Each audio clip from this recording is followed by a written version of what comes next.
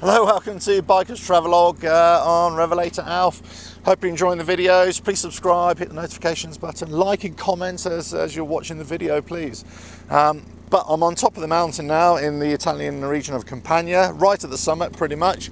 And I've made it all the way up here. Now I'm going to try and make it all the way down and catch in a few sights along the way and see what else I might have missed on the way up.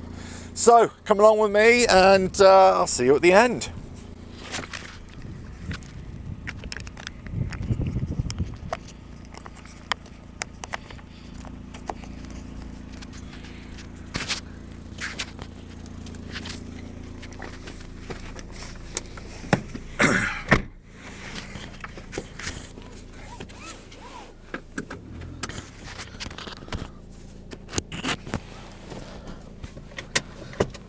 Right, down we go.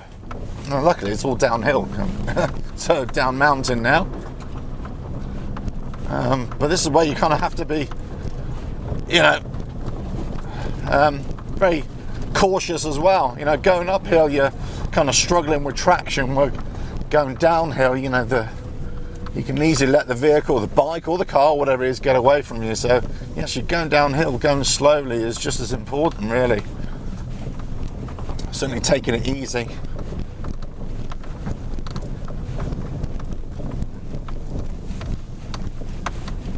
Stunning scenery up here.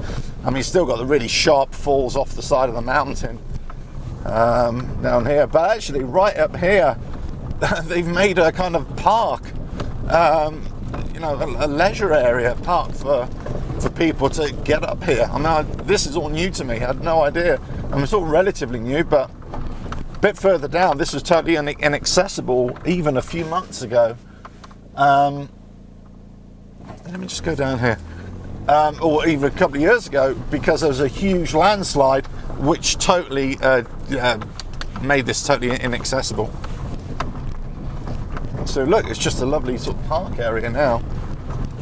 And I've really sort of thought about this and cut away into the top and the summit of the mountain. Just made some lovely, you know, accessible trails, and it's just fantastic. Just a water trough here, and this just goes on and on and on.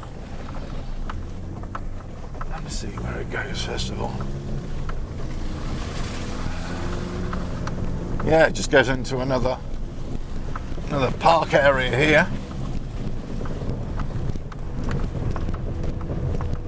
Wow. Amazing.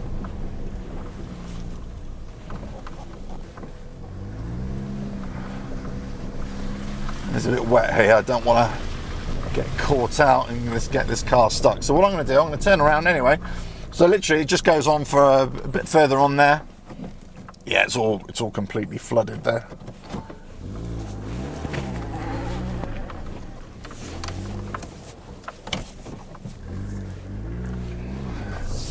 There we go. Right.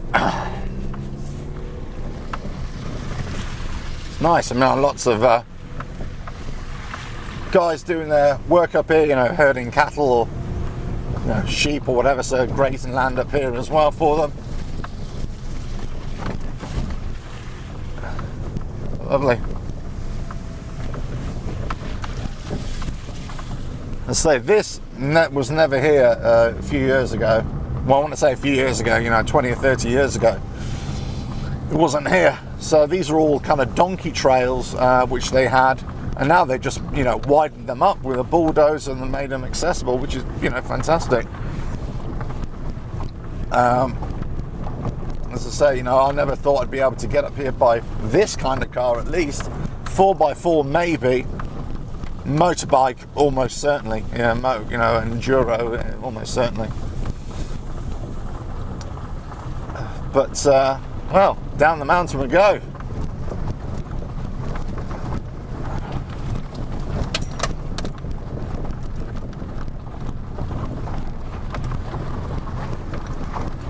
Now I'm going to hug the side of the mountain as well, because I really don't fancy going over the edge.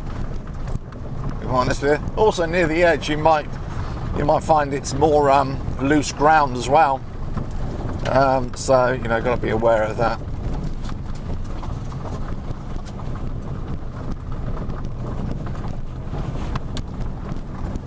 as I say, sometimes, in many ways, going downhill is more dangerous than going uphill.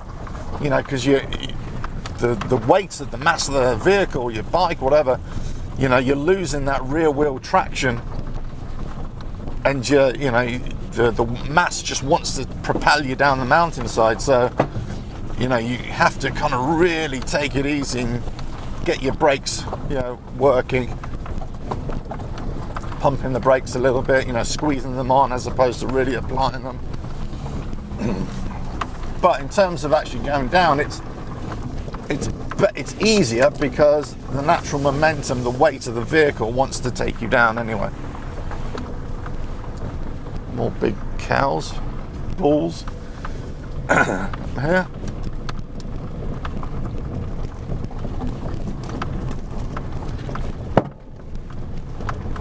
Yeah, rocks just flicking the underside of the car. So surprised that, you know, this hasn't been blocked. I've been speaking to a lot of the locals, since I got here. Even before I got here, I made a few phone calls, and they were telling me, yeah, actually, many of the trails are blocked at the moment, or have been blocked, but they are in the process of, or, you know, the local councils, you know, the local municipality government, if you like, they are working to try and open them up. But you've also got to factor in how many people will use these trails, these tracks. Certainly coming into the winter months, not many. In fact, hardly anybody at all. So they're kind of offsetting the need for how much they're going to have to spend to do it. So then, you know, and everybody's on tight budgets. You know, these are small rural communities. You know, there isn't a big local government spending budget either. So, you know, money's tight. Sometimes they even, you know, rely on local people to come and do the work for them. Local farmers, if they've got, you know, like, you know, earth moving equipment themselves, to come and try and do it all. But it's you know, it's amazing that they have managed to clear it. If another one happens now, you know, from now on, I doubt they'd clear it, certainly over the winter. And also they'd probably make a real mess of the existing tracks, you know, getting, you know, earth moving equipment up here.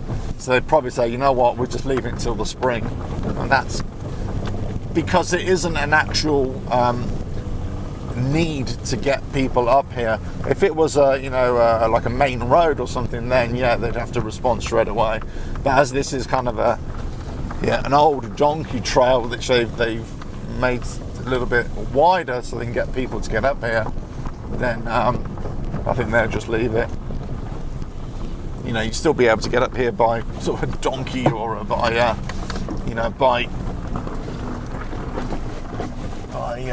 see, that's just, I'm just looking up there, that's just completely blocked off there, that one. Yeah, but you'd still be able to get up here by donkey or by motorbike, whatever, if you had to, or walk it, of course.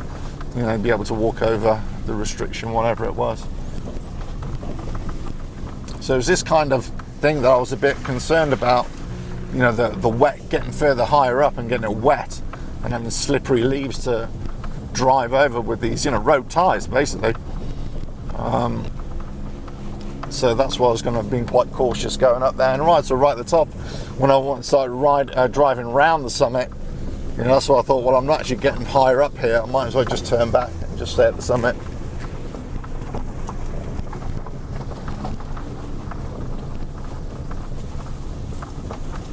But it's always, you know, I think, you know, off-road driving, I suppose, which I'm doing now, but off-road riding, you know, you've got to be thinking ahead, you've got to be looking ahead, and you've got to be thinking, well, you know, don't just lunge, you know, into an area and think, oh, I'm stuck now. You know, try and think ahead and think, right, okay, am I likely to get stuck here? Is there a real good chance? What kind of, you know, vehicle have I got? So back there, when I was going through the, you know, the leisure park, whatever it was, and the track ahead, I could see it was just getting muddy, and there's a huge puddle. So, you know, there's no way I was going to take this car through that. So just make an early decision, get her back away from it, you know, turn back. And I think, you know, that's why my approach to adventure riding, wherever I go, is I'm constantly analysing the next step ahead. And I've got to say, there's only been a handful of times when I've thought, bloody hell, I've got myself into a bit of a pickle here, and I really had to, you know, work it out. And, you know, one time I probably should have, you know, checking out the riding times videos and the Bikers Travelog series as well. Lots of videos of my riding adventures, if you like, explorations in my local area. But you'll see that those, you know, it's only been a few times where I've actually really got myself stuck, and I've had to, you know, really think about how am I going to get out of this, you know. And that came down to, I suppose, a bit of poor decision making as well on my part. You know, probably going a little bit too far on into the track without having a better plan, you know, that kind of thing.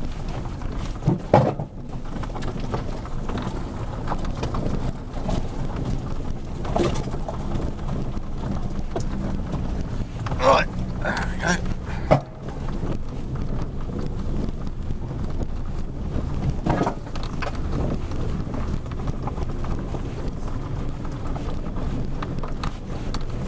Nice. Time is it now? 10 to midday. Okay. Almost time for lunch. It's been a hard work morning. It's been a hard morning's work getting up here. Brilliant.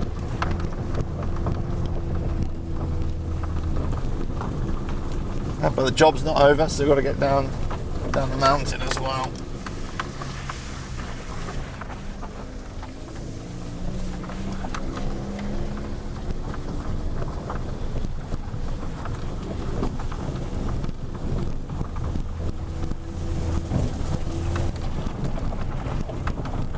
Wow.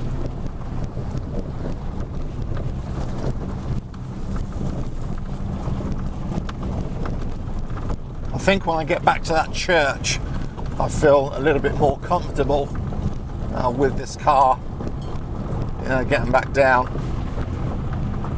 Right now, it's still a little bit, is it a right good thing or a bad thing scenario?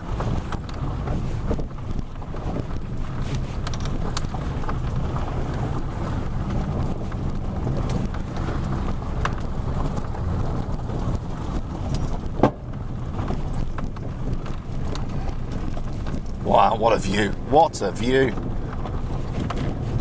Amazing.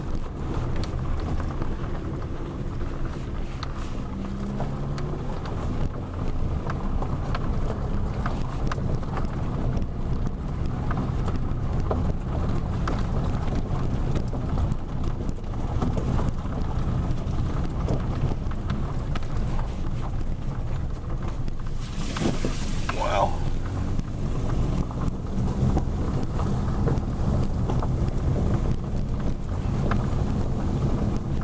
Thing is, you know, you come to a bit of a sharp bend, especially if it's wet, you really need to slow it down, because you could easily lose a front end as well, bike or car this is. You know, you want to go crashing into rocks or the side of a mountain.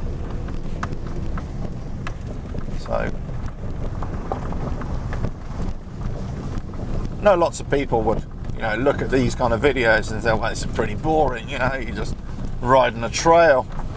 Or driving a trail. But for me, I'll tell you, like, this is, you know, this is something, you know, quite special, because I know the history, and I know this used to be a donkey trail and it was never accessible. And I knew the last time it was here that I knew that they'd widened it up, but I knew that it was closed up by a landslide. So, and you can see the little mini landslides as we're going around here that they've managed to clear up. So, you know, it's been great. Like here, just like here, they've, you know, you wouldn't have been able to pass through here.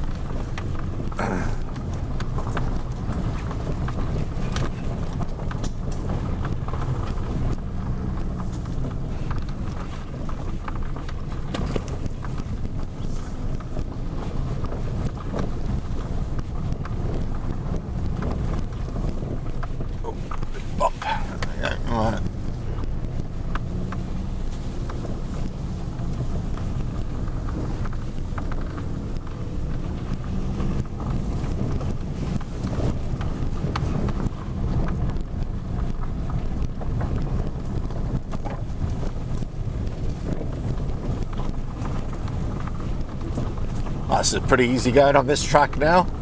This is really good. I mean, if I showed you the actual drop off down here, it's pretty hairy. It is kind of a vertical drop. You know, I'd say about an 80, well, I wouldn't say 90 degree down, but possibly 80, 70 degrees down. It's pretty much a vertical drop there. The trees are, you know, they're kind of grown out horizontally first before they're, you know, reaching for the sky on the side of the mountain there.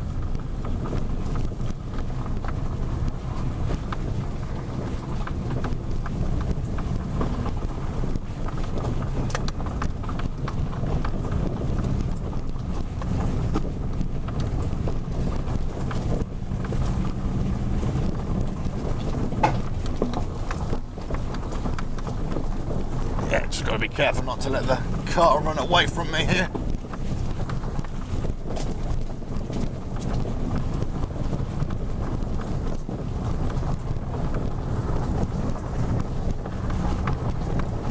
Wow.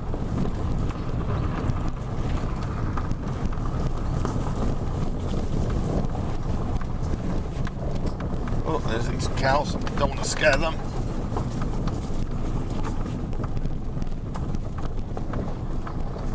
Don't want them to kick out me either.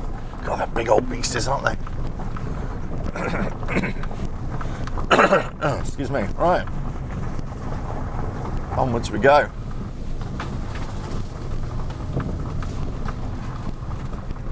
Yeah, made a little water trough there for the animals. As I say, you know, in mountain life, you know, you'd be surprised what kind of activities go on up into the mountains. You know, if you listen to my video the other day, as I say, you know, there are always cottage industries going up, whether it's, you know, goat herding, cattle herding, you know, rearing goats, whatever, it's sheep. You know, that all goes on in the mountains, of course, but it's all the other little stuff that goes on. You know, people live up there, they're doing things with wood and trees, you know, they're making charcoal. Okay, maybe not so much now in this day and age, but historically that's what they would be going on. And this area suffers just like most rural areas, in that the new generation coming through, or the younger generation, there's no work for them here. There's nothing for them to do here. And they're not wanting to keep up these traditional ways of doing things. So they're leaving. You know, they're being forced to leave. So many areas in this country, in rural areas, they're, I wouldn't say deserted, but the populations have definitely gone down. And also the, you know, people's, you know, houses are just left empty, or they're, you know, used as weekend homes, or people might work away during the week, come back at the weekend, you know, that kind of thing. People are having to be a lot more mobile in this area than they ever used to be. And I suppose that's the same for everybody, isn't it, all over the world? But yeah, it's, you know, that's the changing face of, you know, this mountain area, this mountain life. You know, people are even moving off the mountains and going down into the valley, into, you know, where the towns were, and just staying there. You've got people who've got really nice houses, especially after the earthquake, that they're able to invest and get government funds to rebuild their houses in the mountains. And so they got, you know, some of these houses are like mansions, really. Well, probably that's an extreme overstatement, but you know what I mean. They're really big houses, but people don't want to live there. Or, you know, you get the older people will live there, but the younger people don't live there. Or if they want to get married, the wives or the husbands don't want to go and live up in the mountains. They do that for various reasons, but they feel disconnected from society, you know, so on and so forth. Personally, I would love it, but again, you know, other people wouldn't. You know, modern technology is making all this a lot more accessible, a lot easier to live up in the mountains. You're getting, you know, cell coverage, you know, mobile phone coverage, internet coverage up there sometimes. Still not brilliant, but it's, you know, you are getting it. So, you know, it is achievable. if people have the desire to do it, and if they've got the work. That's the thing, isn't it? Because at the end of the day, it's money that makes the world go round, and you need to have money to, you know, survive. Anyway, that's enough of the local issues. Let's just concentrate on the track, shall we?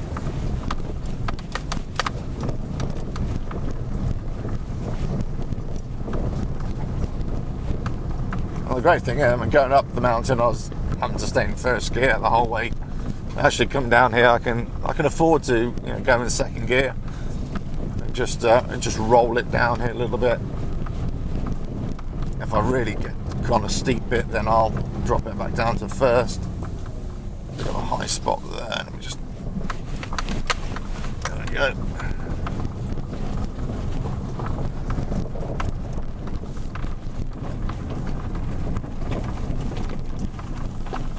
Back into first.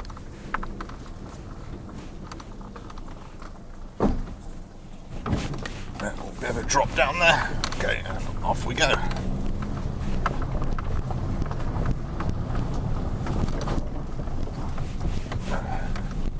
Bit of a rock that was sticking out there.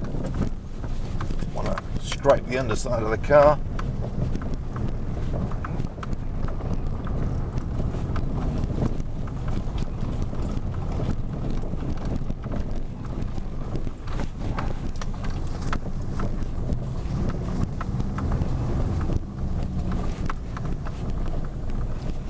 Wow. So these damp bits on the ground, these kind of muddy bits, that's where you kind of have to watch out, really, so the car doesn't slip out, or the bike, or whatever it is, doesn't slip out from under you. Okay, look, this is just somebody's shack. I say this is the Deliverance style area. Yeah. Probably see me as some kind of city slicker. You know, don't want to be arse raped by some goat herder, so let's get out of here, I think.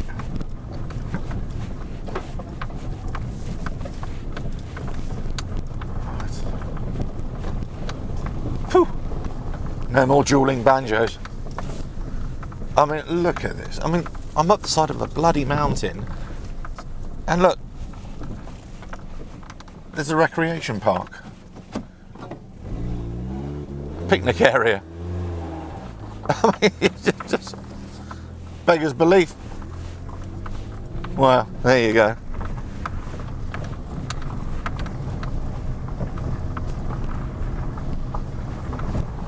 Right.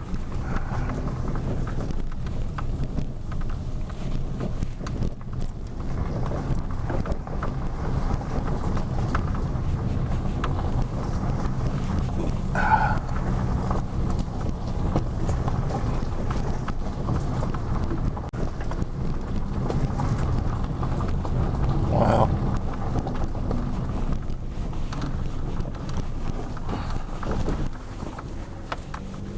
This is quite a tight hairpin, this one. It's quite steep going down as well.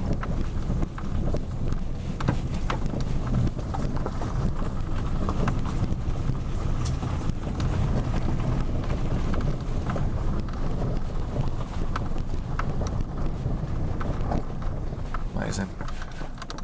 Right, don't want to scrape the inside of the car. Bit of a channel there.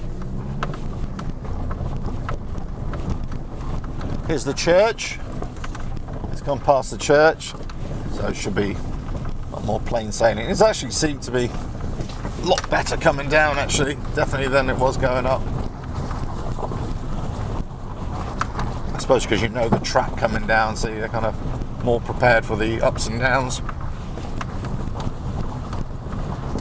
Speaking to a pal last night who's actually got the bike for me, but he was telling me that he rode that bike up here a year or two ago, and he was telling me that the trail was really bad, even for a bike. See, he got up here on a bike, no problem, but it was no way passable by car. But what he was saying, that actually going up wasn't really the problem on the bike.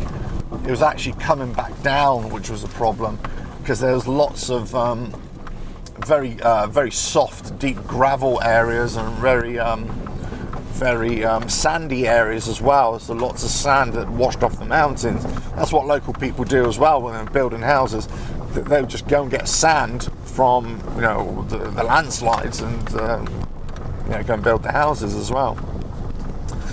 Anyway, so he said there were like lots of pockets of this sand and soft gravel, so you're coming back down and then you'd be losing the front tyre or be digging in. So he said it's actually quite a challenge, because all the weight is on the front tyre anyway, because you're coming down the mountain. And he said it was a bit of a struggle.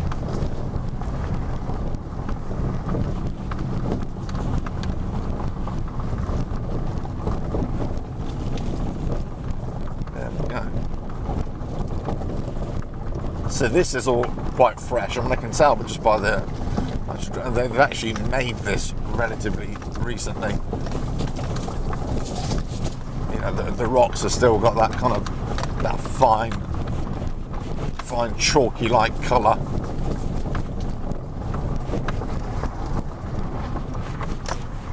And this is like this sandy bit here. Now you can say this is compacted here, but you can imagine if it was really soft, then you'd really struggle with a bike or a car or anything really. But you do have the benefit of having, you're going downhill. So if you're in a car, you're more stable. But obviously in a bike, you've only got that front tyre that's keeping you upright. So on many of my videos, when I talk about the front tyre traction, especially when I was doing a lot of the off-road riding on road tyres, just those normal road tyres in the first videos, it was all about the front tyre, making sure that doesn't slip out. And that's when I talked about, well, should you really be standing up on a bike or sitting down when it's in conditions like that, where that front tyre traction just goes, you need to be able to recover the bike straight away. So that's why I'm a great believer that you don't, if you're losing that front tyre, then you really do have to think about the traction, and getting your feet down and to act as stabilizers. Sometimes just standing up on the pegs, you're just too high up. You're creating too much moment left and right for that tire to want to slip out. So being closer to the center of the earth, the center of the gravity, the center of mass, sitting down on the bike, putting your feet out as stabilizers, going really slowly, works out better. Doesn't stop you from necessarily losing the front tire for it slipping out, but it dramatically improves your situation. Right, what a track this has been, what a trail, amazing. So surprised they've managed to make this. I mean, all this section is all new. It's all relatively, when I say new, the last few months they've made this. They've cleared it up and they've made it accessible. Otherwise there'd be no chance you'd be able to get up here or even come down. A landslide could happen at any time, of course, so you take your risk coming up here. I suppose I'd have to just keep on going along the track and see how far I'd get. It might have just taken me on the other side of the mountain. Well, it was going to take me on the other side of the mountain, so where that would have taken me, who knows.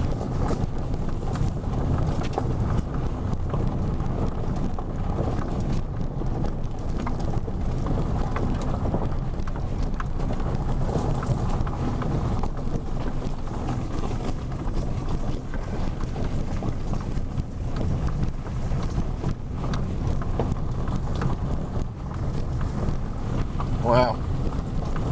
See, I can see this is an older part. This is more, yeah, definitely older. Look, it's even tarmacked in places as well, so this is fine. Wow. Happens.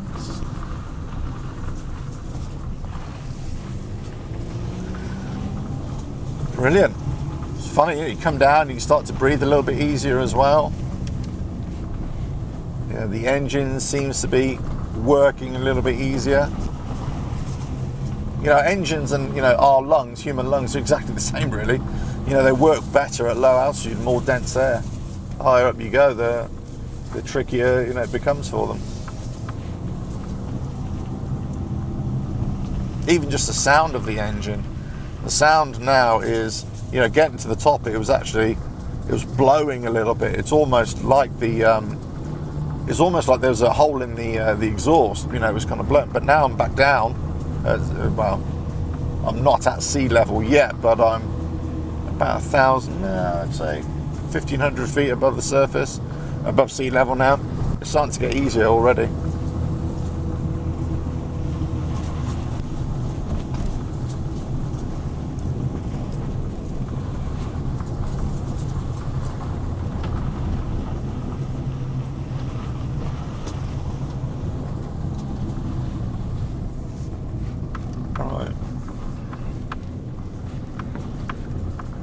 Hairpin central again. It's one of those things, if you're scared of heights here, don't look down below.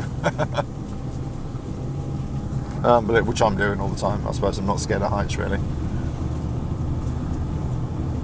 It's one of those things, yeah, so, you know, there's no barriers coming down to protect you. You know, you are having to keep it on the road, definitely. That's why, you know, going at a sensible speed, you know, is probably the best thing to do, you know. Right, hey. So, how much more to go? I've got a feeling there was another stretch here where there's lots of rocks, and I can't be sure, of course, but we'll see.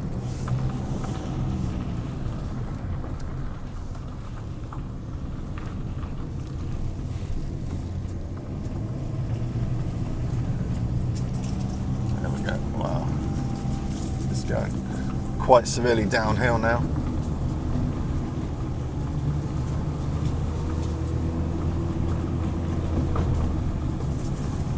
That's the thing, you know, you're coming downhill, just like on your bike as well. You don't really want to be applying a lot of pressure, because especially on gravelly, you know, tracks and stuff like that, because your front tire is just going to skid out. Your rear tire is going to skid anyway, going downhill, because all the weight's on the front tire.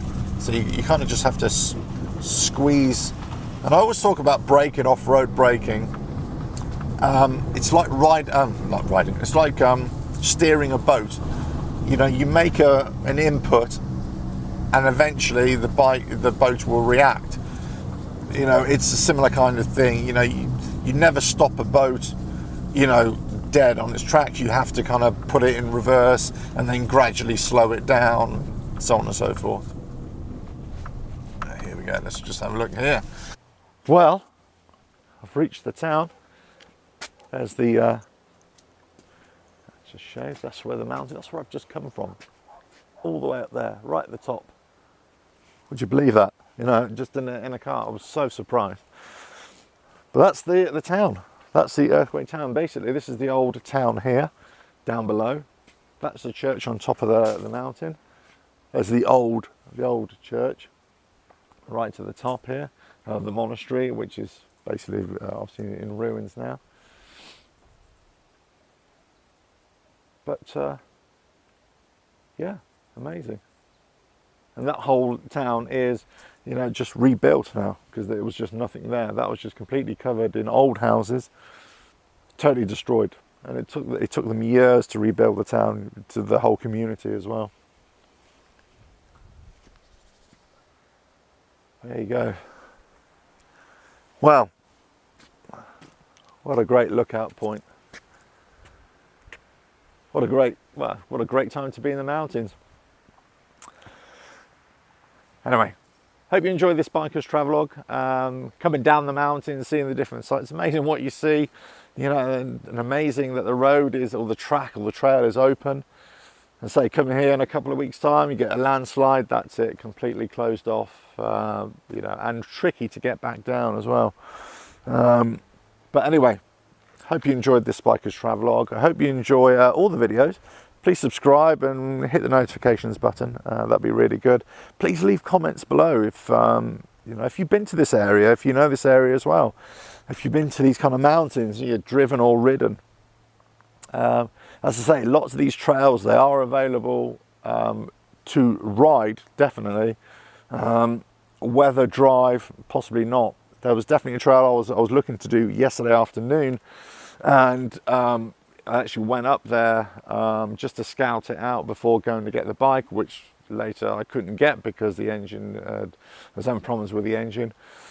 But there was a landslide there, so it was completely blocked off. But anyway, you know, so there, you're never quite sure whether you're going to be able to ride these routes. But I'm so happy that I was able to get up there. Anyway, and then also get back down in one piece. So I'm glad I made it from the top, made it back down in one piece. Hope you enjoy this Biker's Travelog. Hope you're enjoying the series, and lots more coming up. So check them out soon. Check out the channel. Tell your friends. Catch you next time, whenever that is. Cheers.